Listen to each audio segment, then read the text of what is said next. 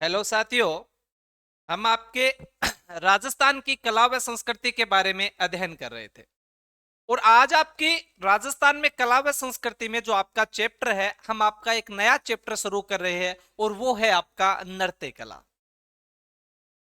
नृत्य कला सबसे पहले आपके दिमाग में क्लियर होना चाहिए कि नृत्य कला है क्या। तो देखो, आपके सामने एक नाम आया, नृत्य कला।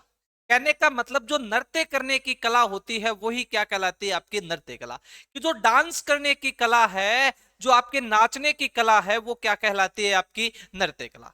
तो पहले तो आपके दिमाग में ये बात क्लियर होनी चाहिए कि नृत्य कला क्या है। तो जो डांस करने की, नृत्य करने की जो कला है, वही क्या कहलाती है, आपकी नृत्य कला। फिर अगर हम बात करें इस नृत्य कला की, तो आपके नृत्य कला को मुख्य रूप से दो भागों में बांटा जाता है। एक होता है आपका शास्त्रीय नृत्य। कौन सा नृत्य? आपका शास्त्रीय नृत्य। और एक होता है आपका लोक नृत्य। कौन सा? आपका लोक नृत्य। अगर हम आपके सिलेबस की बात करें, तो आप तैयारी कर रहे हो, उस हिसाब से आपके सिर्फ लिखा हुआ आता है सिलेबस में लोक नृत्य।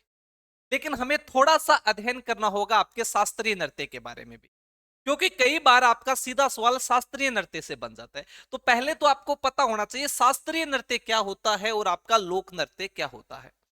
अगर हम बात करें आपके शास्त्रीय नृत्य की, कि शास्त्रीय नृत्य क्या होता है, तो शास्त्रीय नृत्य का सीधा सा आपका अभिप्राय है कि ऐसा नृत्य जो संगीत, लय, सुर, ताल के साथ आदिम राजघरानों में किया जाता है, वो नृत्य क्या कहलाता है, आपका शास्त्रीय नृत्य। कि वह नृत्य जो संगीत, लय, ताल व सुर के साथ आदिम राजघरानों में जो नृत्य किया जाता है, वह क्या कहलाता है, आपका शास्त्रीय नृत्य। और फिर लोक नृत्य क्या होता है? तो लोक नृत्य का मतलब है कि वे नृत्य जो जनमानस द्वारा मान्यता प्राप्त नृत्य है, वो आपके लोक नृत्य होते हैं। लोक नृत्य में कोई आपके संगीत, सुर, ताल की जरूरत नहीं है। जो सिर्फ लोगों के द्वारा मान्यता प्राप्त नृत्य है, वही आपके लोक नृत्य है। लेकिन जब बात आपके शास्त्रीय नृत्य की आएगी ना, तो शास्त्रीय नृत्य के बारे में आपको याद रखना है कि ऐसा नृत्य जो संगीत, लय, ताल, सुर के साथ किया जाएगा, वो शास्त्रीय नृत्य। और जो सीधा लोक आपके होते हैं, जो लोक मानस की मान्यता के अनुसार प्राप्त नृत्य है, तो वो आपके लोक नृत्य कहलाते हैं। अब अगर मैं बात करूं आपके शास्त्रीय नृत्य की, किसके? आपके शास्त्रीय नृत्य की, तो आप देखो, हम बात करें आपके शास्त्रीय नृत्य की, कि शास्त्रीय नृत्य, तो अगर हम राजस्थान की बात करें, तो थोड़ी से हमें आपके भारत के बारे में पता होना चाहिए, क्योंकि हमारा जो राजस्थान है वो आपके उत्तरी भारत में आना चाहिए। मैं पूरे भारत के शास्त्रीय नृत्यों की बात नहीं कर रहा हूं।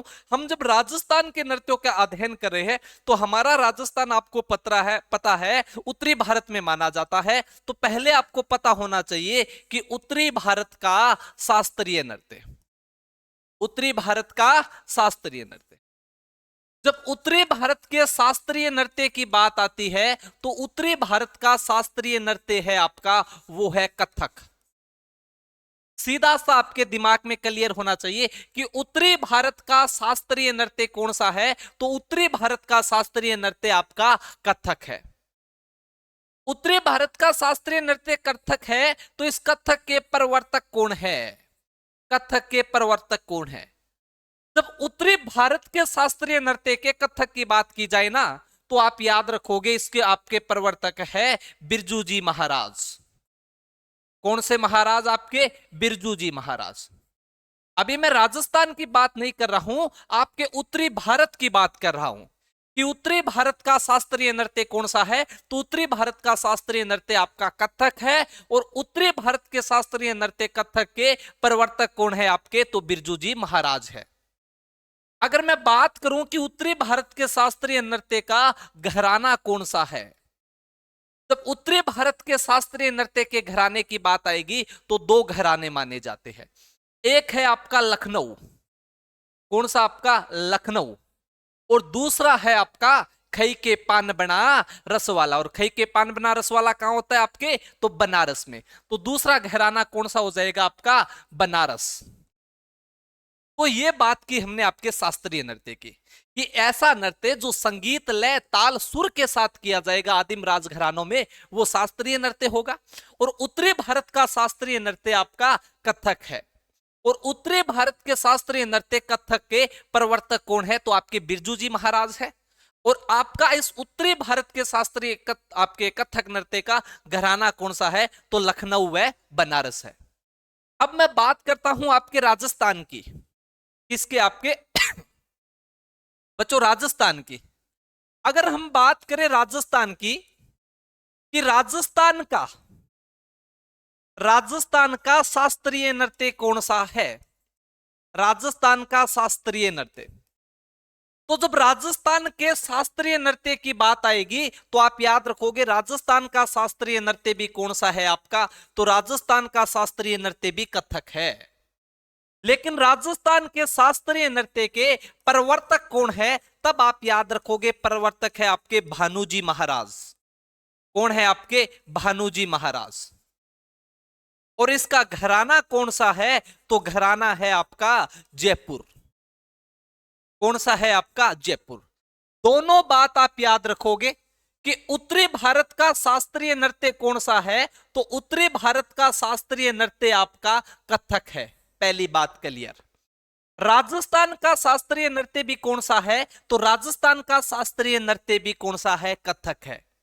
लेकिन उत्तरी भारत के शास्त्रीय नृत्य कथक के प्रवर्तक कौन है? तो बिरजू जी महाराज है।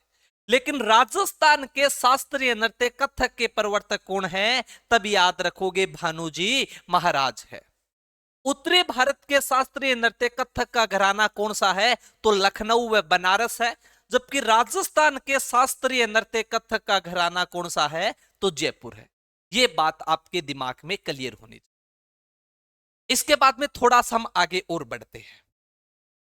अब हम बात करते हैं पूरा डिटेल से कि कथक नृत्य कौन सा आपका? कथक नृत्य। और कथक नृत्य भी कौन सा? तो राजस्थान के संदर्भ में। किसके संदर्भ में? आपके राजस्थान के संदर्भ में मैं बात कर रहा हूं। आपके किसके? राजस्थान के संदर्भ में। जब राजस्थान के संदर्भ में कथक नृत्य की बात की जाए तो सबसे पहले तो 2 पॉइंट हमने जो आपके अभी पढ़े थे वही कि राजस्थान में कथक नृत्य के प्रवर्तक कौन है? तो प्रवर्तक है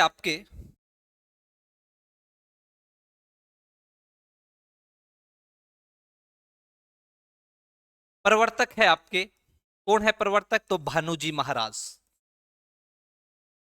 भानुजी महाराज। चलो भाई ये बात हो गई। इसके बाद में इसका राजस्थान में घराना कौन सा है? तो राजस्थान में घराना है आपका जयपुर। कौन सा घराना है आपका? जयपुर। इतनी बात क्लियर हुई। इसके बाद में इस नृत्य के उपनाम क्या है? क्या चीज? आपका उपनाम।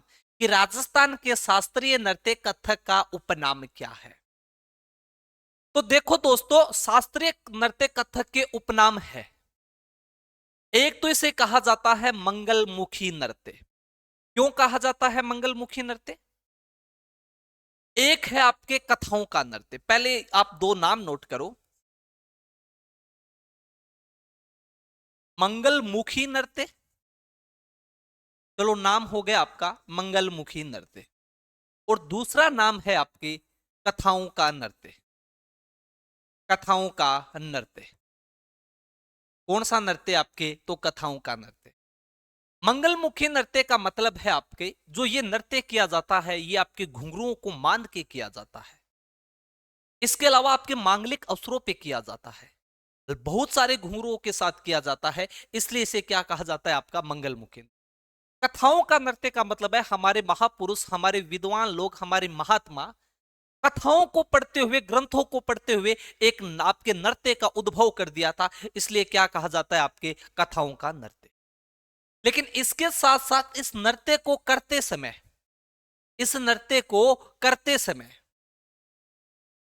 आपके जो इस नृत्य को करते समय आपके चूड़ीदार पजामा पहन के किया जाता है। कैसे किया जाता है? तो चूड़ीदार पैजामा पहन के किया जाता है। पर दोस्तों प्रधान, ये राजस्थान है। इस राजस्थान में चूड़ीदार पजामे को क्या कहा जाता है? तो ब्रीचेस कहा जाता है। कि आपका जो कथक नृत्य है ये ब्रीचेस पहन के किया जाता है। और ब्रीचेस का मतलब क्या होता है? तो चूड़ीदार पायजामा होता है। इसके बाद मैं आगे बात करूं कि इस नृत्य की कोई प्रसिद्ध नृत्यांगना है। प्रसिद्ध नृत्यांगना, तो याद रखना नृत्यांगना है। प्रसिद्ध नृत्यांगना कौन है? तो याद रखोगे प्रेरणा श्री माली। प्रेरणा श्री माली इसकी क्या है? आपकी प्रसिद्ध नृत्यांगना है। इसके बाद में अगली बात करूं कि कोई नृत्यकार भी है। तो नृत्यकार भी है आपके प्रसिद्ध नृत्यकार। जैसे नृत्यकार कौन है? तो आप मान सकते हो भवानी शंकर, दया शंकर, ये इसके क्या है? तो ये इसके आपके प्रसिद्ध नृत्यकार है। और लास्ट एक बात और याद रख लेना। लास्ट बात आप याद रखोगे कि इस नृत्य का उल्लेख कहां पर मिला है। कथक नृत्य का उल्लेख कहां पर किया हुआ है? तो आपके दोस्तों कथक जो नृत्य है इसका उल्लेख किया गया है आपके जो भरत मुनि है। और भरत मुनि का एक शास्त्र है आपका नाट्य शास्त्र। उस नाट्य शास्त्र में आपका उल्लेख मिलता है किसका? तो भरत आपके कथक नृत्य का। तो कथक नृत्य का उल्लेख कहां पर किया गया? तो कथक नृत्य का उल्लेख किया गया है आपके भरत मुनि के नाट्य शास्त्र में। तो उल्लेख कहां पर हो जाएगा आपके? तो उल्लेख हो जाएगा कि भरत मुनि के नाट्य शास्त्र में। नाट्य शास्त्र में। तो इतनी बातें पहले आपको शास्त्रीय नृत्य में ध्यान रखनी है। अभी हमने क्या पढ़ा है एक बार मैं थोड़ा सा बता देता हूं कि हमने चैप्टर स्टार्ट किया आपका नृत्य कला। नृत्य कला है क्या? हमने देख लिया कि डांस करने की जो कला है, जो नाचने की कला है, जो नृत्य करने की कला है, वही क्या कहलाती है? आपकी नृत्य कला। नृत्य कला को दो भागों में डिवाइड किया हमने, दो भागों में इसे बांटा। एक आपका शास्त्रीय नृत्य है और दूसरा आपका लोक नृत्य है। शास्त्रीय नृत्य क्या होता है? तो शास्त्रीय नृत्य का हमने देखा सीधा सा अर्थ है कि वह नृत्य जो संगीत, लय, ताल, सुर के साथ आदिम राजघरानों में किया जाएगा, वह नृत्य कौन सा होगा? आपका शास्त्रीय नृत्य। लोक नृत्य, तो लोक नृत्य का सीधा सा आपका अभिवादन था कि वह नृत्य जो जनमानस के द्वारा मान्यता प्राप्त नृत्य है, वह लोक नृत्य। इसमें कोई आपके सुर, ताल, संगीत की जरूरत नहीं है, जैसा मन चाहे वैसा कर दिया जाता है। जो जनमानस के द्वारा मान्यता प्राप्त है वह आपका लोक नृत्य। फिर हमने बात की कि शास्त्रीय नृत्य, उत्तरी भारत का शास्त्रीय नृत्य कौन सा है? तो कथक है। उत्तरी भारत के शास्त्रीय नृत्य कथक के प्रवर्तक कौन है? तो प्रवर्तक है आपके बिरजू जी महाराज। बिरजू जी महाराज। इतनी चीज हमने देखी आपकी। एक सेकंड बच्चों चालू रखना। प्रवर्तक बिरजू जी महाराज। घराना कौन सा है उत्तरी भारत के शास्त्रीय नृत्य का? तो लखनऊ व आपका बनारस है। इसके बाद में बात की कि राजस्थान का शास्त्रीय नृत्य कौन सा है? तो कथक है। और राजस्थान के शास्त्रीय नृत्य के प्रवर्तक कौन है? तो भानुजी महाराज है। और राजस्थान के शास्त्रीय नृत्य कथक का घराना कौन सा है? तो आपका जयपुर घराना है। इसके बाद में थोड़ी सी हमने डिटेल में बात की कथक नृत्य की राजस्थान के संदर्भ में कि प्रवर्तक कौन? तो भानुजी महाराज। घराना कौन सा? तो जयपुर। उपनाम तो मंगलमुखी नृत्य और कथाओं का नृत्य। ये नृत्य कैसे किया जाता है? तो ये आपके चूड़ीदार पायजामा पहन के किया जाता है। चूड़ीदार पायजामे को क्या कहा जाता है? तो इसे राजस्थानी में आपके ब्रीचेस कहा जाता है। कोई प्रसिद्ध नृत्यांगना है तो प्रेरणा श्री माली है आपकी। कोई नृत्यकार है तो भवानी शंकर, दया शंकर, ये प्रसिद्ध नृत्यकार है। इस कथक नृत्य का उल्लेख कहां पर मिलता है? तो ये आपके भरत मुनि के नाट्य शास्त्र में इसका आपका उल्लेख मिलता है। इसके बाद में मैं बात करूं आपकी लोक नृत्य। अब बात करते हैं आपके पर्टिकुलर जो आपके सिलेबस में है लोक नृत्य। तो ये हम बात कर चुके हैं कि लोक नृत्य किसे कहते हैं। तो लोक नृत्य का हमने देखा था सीधा सा मतलब है कि जनमानस के द्वारा मान्यता प्राप्त नृत्य को क्या कहा जाता है? आपका लोक नृत्य कहा जाता है। क्या? कि जनमानस के द्वारा जनमानस के द्वारा मान्यता प्राप्त नृत्य, मान्यता प्राप्त नृत्य, जनमानस के द्वारा मान्यता प्राप्त नृत्य क्या कहलाता है? आपका लोक नृत्य कहलाता है। इसके बाद में जो आपका लोक नृत्य है, इसे सीधा सा हम आपके पढ़ने की दृष्टि से आधार पे इसको आपके 4 भागों में बांटा जाता है। 4 भाग कौन कौन से हैं आपके? तो 4 भाग है आपके। पहला अगर मैं बात करूं तो आप मान सकते हो धार्मिक नृत्य। कौन सा नृत्य? आपका धार्मिक नृत्य। दूसरा है आपका व्यवसायिक नृत्य, व्यवसायिक नृत्य।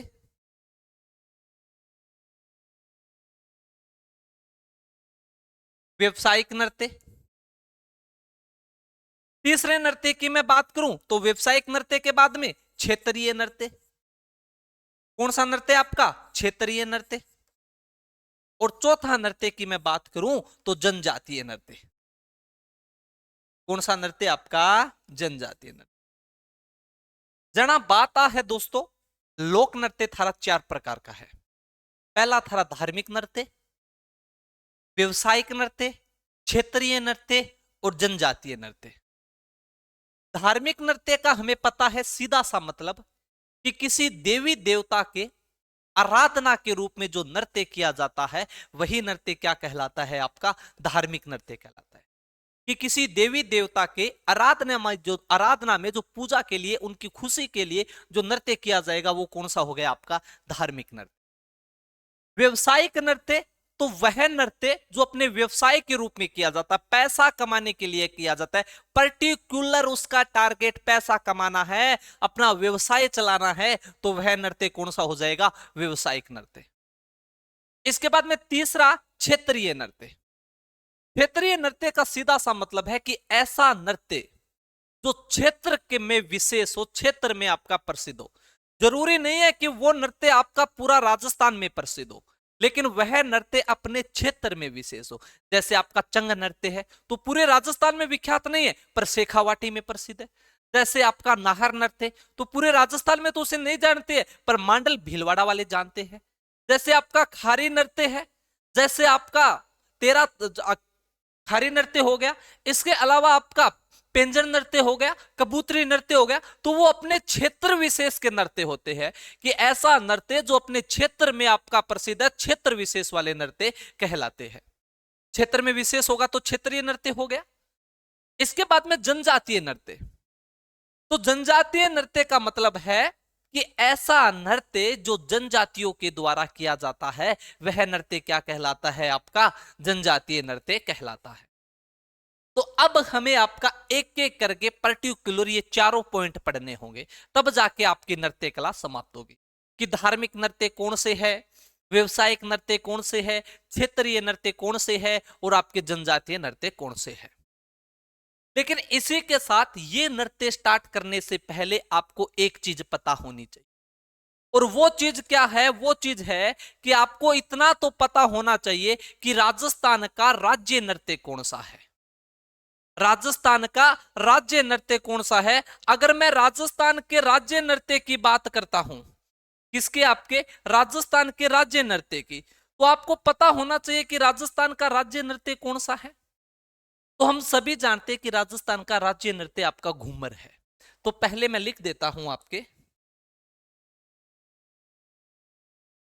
राजस्थान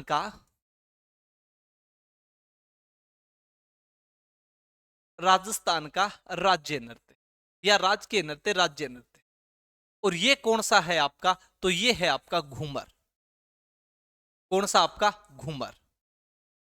अब राजस्थान में राज्य नृत्य घूमर का दर्जा कब दिया गया था? ये तो हमें पता है कि राजस्थान का राज्य नृत्य आपका घूमर है, पर घूमर को दर्जा कब दिया गया? तो याद रखोगे, घूमर को दर्जा दिया गया था 1986 में। लेकिन साथ में आपको और याद रखना है कि इस घूमर और गणगौर एक आपकी अकादमी है जो 1986 में बनी थी। जो आपकी गणगौर व जो घूमर अकादमी है वो इन नृत्यों को बढ़ावा देने का कार्य करती है, जो बंबई में आपकी स्थित है। जो किशनगढ़ के महाराजा हुआ करते थे आपके यज्ञ नारायण, और यज्ञ नारायण की पुत्री के द्वारा बनाई गई थी। तो थोड़ा सा आप वो भी ध्यान में रख लेना। कि गणगौर घूमर अकादमी की स्थापना कब की गई थी आपके? तो 1986 में की गई थी। किसने की थी? तो किशनगढ़ के महाराजा यज्ञनारायण की पुत्री द्वारा की गई थी, जो आपके बंबई में स्थापित है। लेकिन ये राजस्थान में इन नृत्य को, घूमर नृत्य को बढ़ावा देने का कार्य करती है।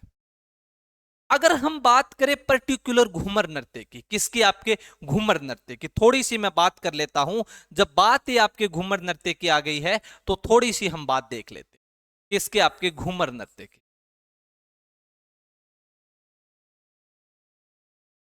घूमर नृत्य की।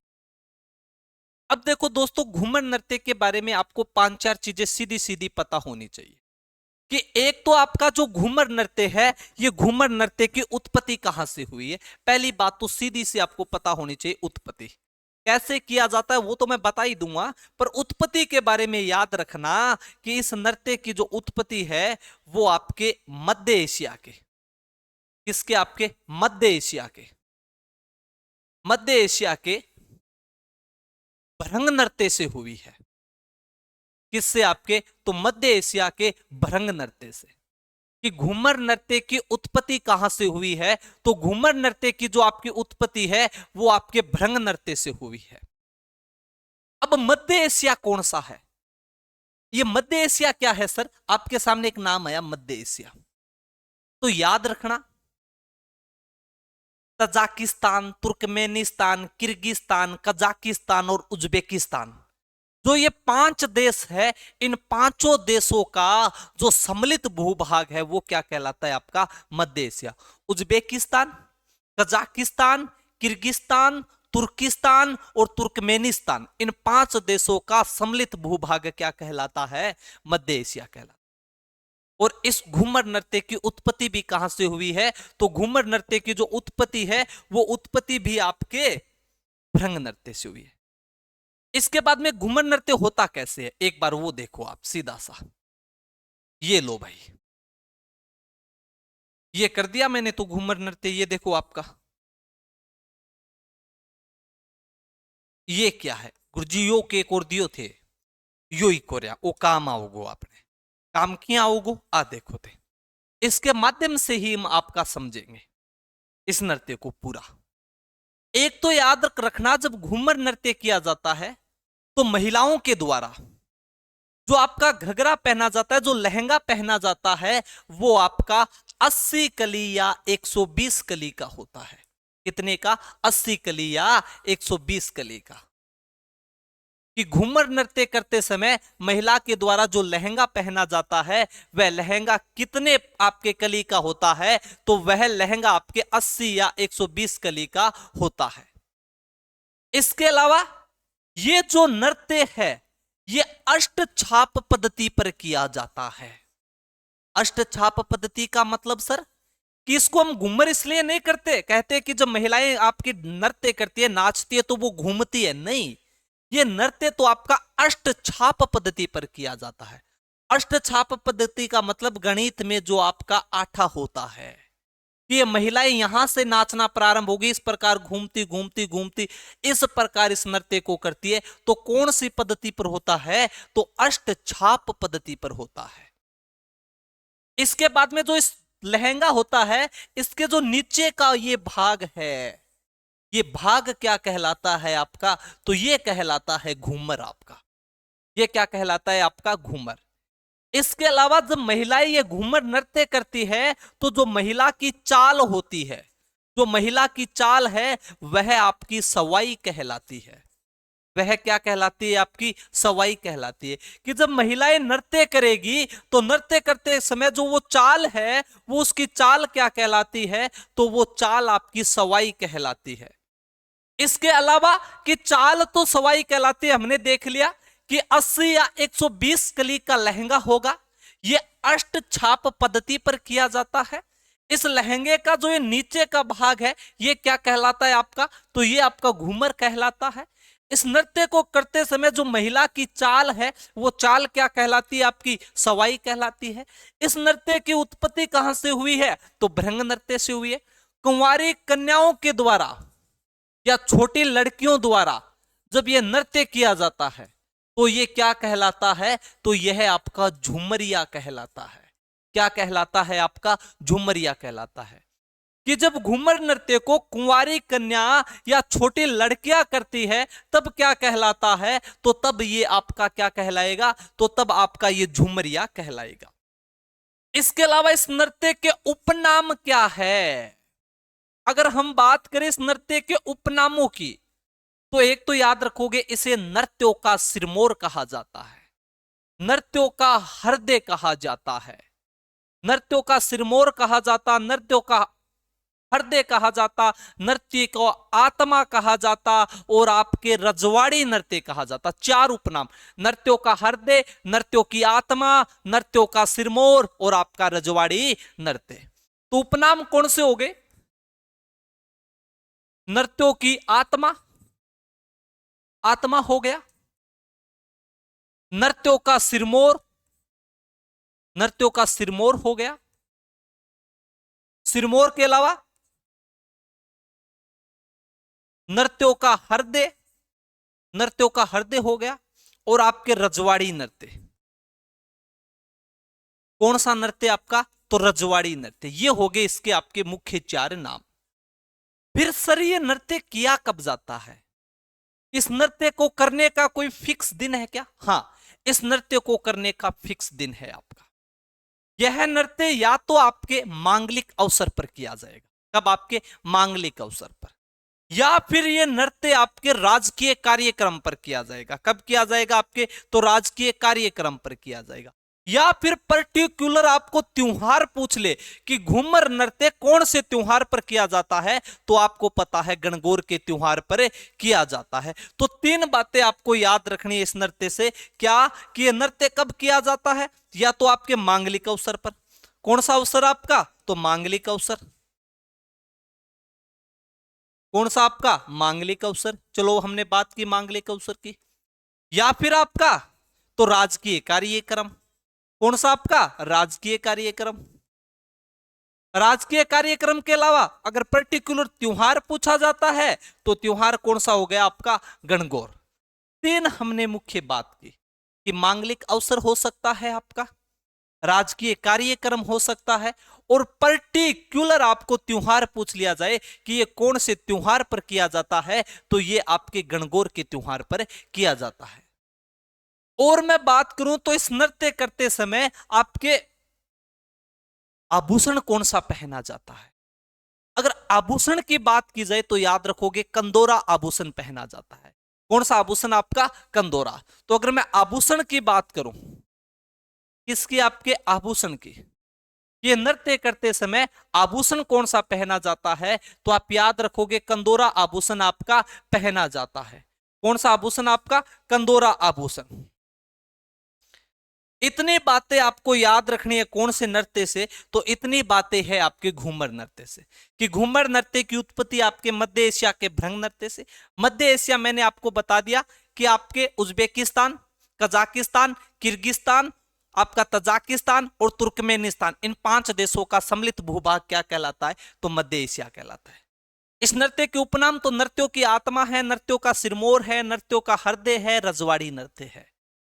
यह नृत्य कब किया जाता है? तो मांगलिक अवसर पर किया जाता है, राजकीय कार्यक्रम पे किया जाता है, और पर्टिकुलर आपके गणगौर के त्योहार पर किया जाता है। इसके अलावा जब यह नृत्य किया जाता है तो जो महिला का लहंगा है वो 80 या 120 कली का होता है, और कली का मतलब होता है इस लहंगे में जो ये सलवटें पड़ी होती है, यही आपकी क्या कहलाती है? तो यही आपकी कली कहलाती है। इसके अलावा यह नृत्य कौन सी पद्धति पर किया जाता है? तो आपके अष्टछाप पद्धति पर किया जाता है। इसके अलावा जो आपके ये लहंगा है, इसके जो ये नीचे का भाग है, जो नीचे वाला हिस्सा है, ये क्या कहलाता है? तो ये आपका घूमर कहलाता है। जब महिलाएं नृत्य करती है तो नृत्य में जो आपकी चाल है वो चाल क्या कहलाती है? तो वो आपकी सवाई कहलाती है।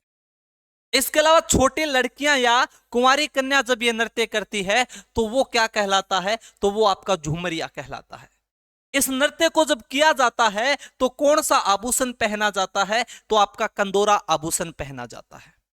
ये नृत्य मुख्य रूप से कौन करती है? तो महिलाएं आपकी करती है, लेकिन पुरुष आपके सहयोगी होते हैं वाद्य यंत्र वगैरह बजाने में। तो आज के लिए धन्यवाद साथियों। कल से जो लोक नृत्य के पर्टिकुलर है आपका, जैसे धार्मिक, व्यवसायिक क्षेत्र या जनजातीय, जैसा आपका मन होगा वही आपका स्टार्ट कर दिया जाएगा। ये थोड़ा सा राज्य नृत्य के बारे में याद रखना, आगे हम कल बात करेंगे। इसी के साथ जय हिंद, जय भारत साथियों।